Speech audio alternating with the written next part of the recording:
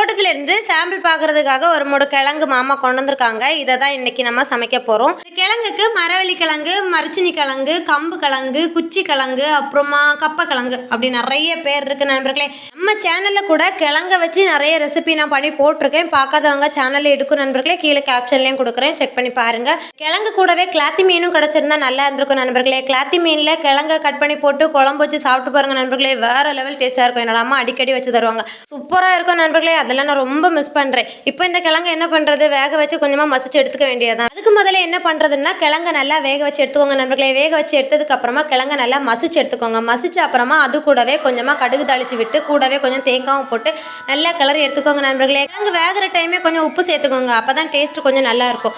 அதுக்கப்புறமா இது இன்னொரு டைப்பில் பண்ணுவாங்க. என்னென்னா கொஞ்சமாக புளி தண்ணி, மிளகாத்தூள், மஞ்சள் பொடி எல்லாம் போட்டு கிளறி எடுப்பாங்க. அது வந்து வேறு மாதிரி இருக்கும். அவ்வளோதான் நண்பர்களே, மசிச்ச கிழங்கு ரெடி. இந்த வீடியோ பிடிச்சிருந்தா லைக் பண்ணுங்கள்.